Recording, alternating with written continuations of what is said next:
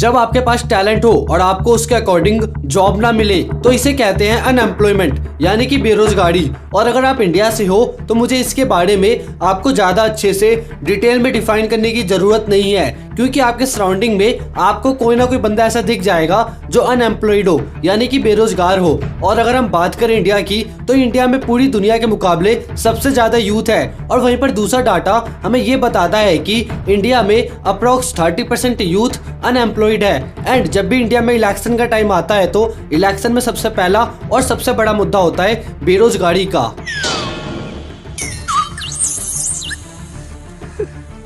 पता नहीं ऐसे डेंजरस सिचुएशन में मैं ऑटोमेटिकली आगे कैसे आ जाता हूँ। इन सारे पॉइंट से आपको ये बात तो समझ में आ गया होगा कि इंडिया में कितनी ज्यादा बेरोजगारी है। और आज के इस वीडियो के थ्रू मैं किसी पर्टिकुलर पॉलिटिकल पार्टी या किसी लीडर को टारगेट नहीं करूंगा, बल्कि जेन्युइन रीजन पर बात करूंगा कि आखिरकार इंडिया में इतनी ज्यादा बेरोजगारी क्यों है।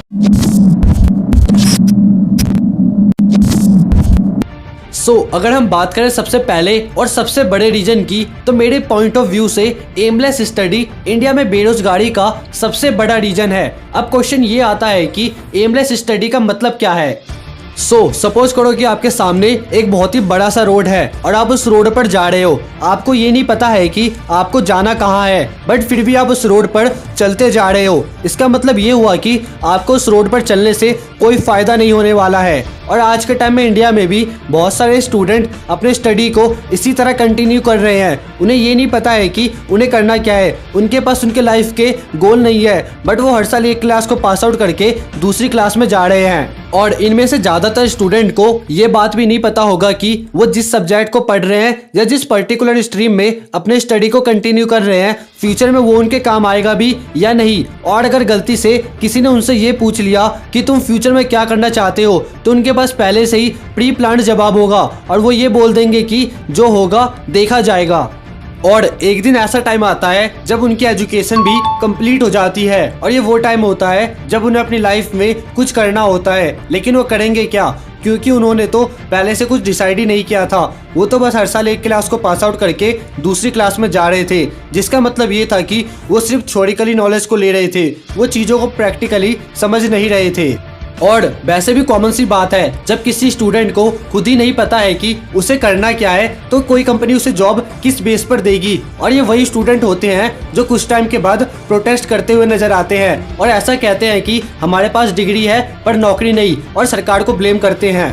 किसने बोला था? लो सुना क्या? ये भी मेरी गलती है।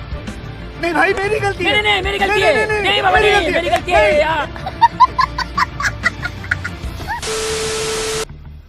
अगर सच में अनएम्प्लॉयमेंट को खत्म करना है तो सबसे पहले इंडिया में स्टूडेंट्स को अपनी मेंटालिटी चेंज करनी पड़ेगी। Now let's move on the second reason, that is population. इसके बारे में तो आप सभी को पता होगा कि इंडिया चाइना के बाद वर्ल्ड्स हाईएस्ट पॉपुलेशन में सेकंड नंबर पर रैंक करता है। और ये पॉपुलेशन डायरेक्ट बेरोजगारी पर इफेक्ट डालती है। अगर आज के टाइम में इंडिया में कहीं पर 10 लोगों की वैकेंसी होती है तो वहाँ पर अप्लाई करने वाले 100 लोग होते हैं। अगर हम हाल ही में हुए इंसिडेंट की बात करें तो आप में से ज़्यादातर लोगों को इसके बारे में पता होगा कि कुछ टाइम पहले बिहार और यूपी जैसे स्टेट में स्टूडेंट्स ने आरआरबी एनटीपीसी एग्जाम के अगेंस्ट प्रोटेस्ट किया था। और अगर आपको नहीं पता है तो बता दूं कि आरआरबी एनटीपीसी एग्जाम एक तरीके का गवर्नमेंट एग्जाम होता है, जिसे क्लैरिफाई करने के बाद आपको इंडियन रेलवे में वेरियस टाइप के जॉब मिल सकते हैं। और ये प्रोटेस्ट किस लिए हुआ था इसके बारे में तो हम किसी और वीडियो में बात करेंगे।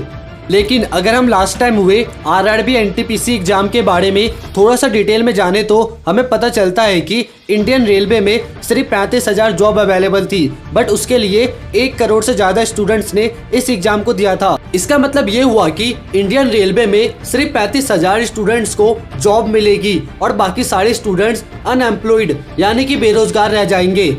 इस इंसिडेंट से हमें पता चलता है कि किस तरीके से पॉपुलेशन डायरेक्ट बेरोजगारी पर इफेक्ट डालती है। बट इसका सॉल्यूशन क्या है? इसका सबसे सिंपल एंड इफेक्टिव सॉल्यूशन है पॉपुलेशन कंट्रोल। और मुझे नहीं लगता कि गवर्नमेंट की किसी पॉलिसी लाने से इंडिया में पॉपुलेशन कंट्रोल हो सकती है। ये जब तक नहीं होगा जब तक इंडियंस खुद इसके लिए अवेयर नहीं होंगे। और अगर गवर्नमेंट किसी तरीके की पॉलिसी ले आती है तो इसका रिजल्ट बहुत ही ज़्यादा गंदा होगा। इसका सबसे बड़ा एग्जाम्पल हमारे पास चाइनीज़ गवर्नमेंट है।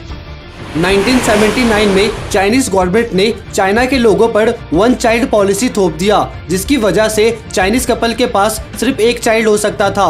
बट इस पॉलिसी ने चाइना के ऊपर नेगेटिव इम्पैक्ट डाला। इस पॉलिसी के कारण चाइना में धीरे धीरे यंग जनरेशन खत्म होने लगा और ओल्ड एज लोगों की संख्या बढ़ने लगी, जिसकी वजह से चाइनीज गवर्नमेंट को इस पॉलिसी को वापस लेना पड़ा। इसी कारण से मुझे ऐसा लगता है कि सिर्फ गवर्नमेंट पॉपुलेशन को कंट्रोल नहीं कर सकती। पॉपुलेशन जब तक कंट्रोल नहीं होगा, जब तक हम लोग खुद इसके लिए अवेयर नहीं होंगे, हमें अपनी सोसाइटी को इसके लिए एजुकेट करना पड़ेगा, तब जाकर के हमारे इंडिया में पॉपुलेशन कंट्रोल होगी। और वैसे भी पॉपुलेशन कंट्रोल होने से हमें कोई एक फ़ायदा नहीं होगा, हमें बहुत सारे फ़ायदे होंगे जिसके बारे में आप सभी को अच्छे से पता होगा। तीसरा रीजन है गवर्नमेंट फेलियर। सरकार की नाकामी भी बेरोजगारी के लिए उतना ही ज़्यादा जिम्मेदार है जितना कि हाई पॉपुलेशन। इंडियन गवर्नमेंट हमेशा कुछ टाइम के गैप के बाद अनएम्प्लॉयमेंट को ख़त्म करने के लिए कोई ना कोई नई पॉलिसी लाती रहती है। बट ये पॉलिसी कितना ज़्यादा सक्सेसफुल होता है इसके बारे में हम सभी अच्छे से जानते हैं। इन पॉलिसी का फ़ायदा सिर्फ कुछ लिमिटेड लोगों को मिल पाता है, बाकी ऑल ओवर इंडिया में बहुत सारे लोगों को तो इसके बारे में पता ही नहीं चल पाता। इसका सबसे बड़ा रीजन ये है कि जब भी गवर्नमेंट अनएम्प्लॉयमेंट को ख़त्म करने के लिए कोई पॉलिसी लाती है तो कुछ टाइम के लिए ये बड़े बड़े news channel and other platform पर हाईलाइटेड रहता है। बट कुछ टाइम के बाद सब इसे भूल जाते हैं और इसके बारे में कोई बात नहीं करता कि ये कितना ज़्यादा सक्सेसफुल रहा। अगर गवर्नमेंट सच में अनएम्प्लॉयमेंट को ख़त्म करने के लिए कोई पॉलिसी लाती है तो गवर्नमेंट को इसे अपनी पूरी पावर के साथ ऑल ओवर इंडिया में अप्लाई करना चाहिए और इस बात का ध्यान रखना चाहिए कि इसका फ़ायदा सबको मिल रहा हो, ना कि कुछ लिमिटेड लोगों को। तब जाकर के गवर्नमेंट अनएम्प्लॉयमेंट को ख़त्म करने में सक्सेसफुल हो पाएगी। हमारी लिस्ट में 4th और लास्ट नंबर पर आता है इंडियन एजुकेशन सिस्टम।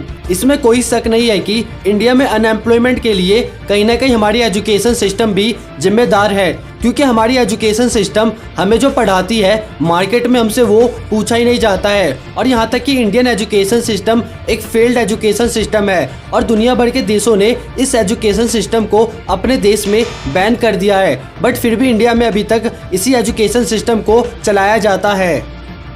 अब सबसे बड़ा क्वेश्चन ये आता है कि आखिरकार इंडियन एजुकेशन सिस्टम किस तरीके से इंडिया में अनएम्प्लॉयमेंट को बढ़ाती है। इस टॉपिक पे डिस्कस करने के लिए हमें एक सेपरेट और लॉन्ग वीडियो चाहिए, जिसे मैंने लास्ट टाइम अपने यूट्यूब चैनल पर अपलोड किया था और आपको इस वीडियो का लिंक नीचे डिस्क्रिप्शन में मिल जाएगा।